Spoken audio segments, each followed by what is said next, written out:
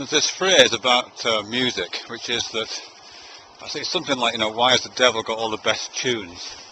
I think it was cited in relation to rock and roll music and probably led to the development of Christian rock. Anyway, I'm not going to talk about Christian rock or the devil, but I am quite interested in that phrase, or a version of that phrase. Why has the devil got all the best music? Which is, why has religion, or mysticism more generally, got some of the best words and phrases? Because I think it has. I think there are some words you can't use unless you're religious. I mean, obviously God, you can't talk about God unless you're religious. You can't. It's very difficult to kind of naturalize that concept and make it available to non-religious people. I think you should be able to. I'd be interested in finding out how. But I think there was a raft of other terms as well, which are very associated to, and if you like, are the possessions of mystics and the possessions of religious and spiritual people. And those of us who are rational and, that sounds condescending, isn't it? Sorry, I mean, those of us who are not religious, those of us who are some kind of atheist, feel that we can't use those terms. And I think it's a bit of a shame in some ways, because I do think we should try and claim some of them. And the one I'm interested in right now is supernatural. And the reason why I'm interested in that, this comes out of the video that 2B Serious put up, which I've got featured on my page right now, in which she's talking about David Sloan Wilson. And she replays 4 questions that David Sloan Wilson asks about the validity of, and use value, I suppose, of religious and spiritual ideas in the modern world. I can't remember what all the 4 questions are, but one of those uses the term supernatural, and I think the phrase is something like, does the supernatural have any value? Does it exist? And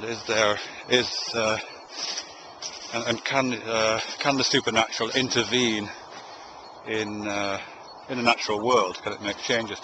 And I suppose the image that Sloan Wilson is imagining there is that kind of classical religious version of the supernatural, or just superstitious view of the supernatural, which is there's this other kind of weird parallel world which is populated by demons and angels and spirits and those kind of things, and gods presumably, and occasionally one of these entities will kind of reach down and poke somebody, or kill somebody, or save somebody from a tsunami, or something random like that. For whatever reason they would do that. That's the kind of, that's the image that I have in my mind of a religious version of what the supernatural is, and how that intervention might take place. But this is a way of appropriating that term supernatural for other kind of purposes. This is a way of reinterpreting it and normalizing it and naturalizing it. And I think there is. I mean, whether anybody would want to, I don't know, but I'm just looking at it as on a really simple level, which is just about this term, supernatural. Now the prefix super, I think, means above. I think it means above, or over. Like Superman was the Ubermensch, the overman. So super means above. So the visualization is, here's the natural world, and it's kind of flat like this field in Cheshire, and then somewhere above it there's this other kind of world, which is, as I say, supernatural. It's above the natural. And so it's very much using this vertical metaphor, this height metaphor, of greater knowledge, greater power, greater vision, greater control, those things being elevated, being higher up. Because I think I'm right in saying that we presume that the supernatural is smarter than we are. I mean, that's kind of how it comes down to me, at least. I don't think anybody imagines a supernatural world full of idiots. We imagine a supernatural world full of supernatural beings somehow, or that kind of thing. So whatever the supernatural is, it's smarter than we are, or it contains information that we don't have. It contains knowledge that we don't have. And perhaps it's an aspirational goal. Many people would say that I guess it features within at least some religious practices that the supernatural world is is a bit like the place you go to when you die, or it might be the place you aspire to go to at least when you die, when you rise up on the day of rapture and end up in heaven, presumably. So there's something about that vertical dimension that's cited in the idea of the supernatural, in which here we are in the natural world, but there's another world which is slightly higher than we are. It's an aspirational goal, and as you move towards that aspirational goal, you increase your knowledge, you increase your vision, you increase your ability to control and to understand. Now that model, at least in those terms I've just described it, at least, it seems to me don't just apply to religion. That is absolutely part of the fabric of scientific understanding, I think. I mean, certainly when we talk about knowledge, we do talk about it as if it was operating on a vertical dimension. In a purely rational language, I don't mean we're not making any weird claims, but the dominant metaphor for knowledge acquisition is an exploitation of that height metaphor. Even as something as simple as getting marks at school. If you do an essay or an exam at school, and your marks come back, the chances are your marks will be higher than somebody else's marks.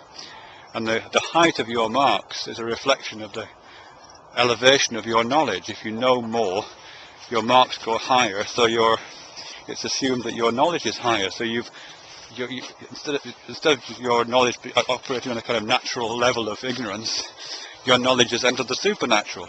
Not in any weird, mysterious way. It's just risen a bit. And we talk about higher knowledge constantly. We go for higher degrees when we've passed our undergraduate degree. This is how it works. And it's completely part of the fabric of just conversation around science. You know, when Isaac Newton says that I can see further than other men, it's because I've stood on the shoulders of giants. He's absolutely talking about the fact that the natural world is something we can find out about, and you find out about it by imagining yourself elevating. Figuratively speaking, you elevate yourself. So either you go to where the knowledge is, which is assumed, which is kind of metaphorically understood as being in a higher place, or you put yourself in a higher place that you have a greater ability to see further, as Isaac Newton said. See to the horizon, see beyond the horizon if you're high enough. So the supernatural, I think, is absolutely part of that. But it would require a bit of redefinition. As to this second point about whether the supernatural can intervene into day-to-day life, I think it absolutely can. I mean, the supernatural is just the stuff you don't know yet, in the terms that I'm talking about. The stuff you don't know yet. And things like tsunamis and hurricanes and freak weather conditions, they're unpredictable, and they intervene in people's lives in catastrophic ways because we don't yet know enough about them in order to be able to predict them or maybe even control them.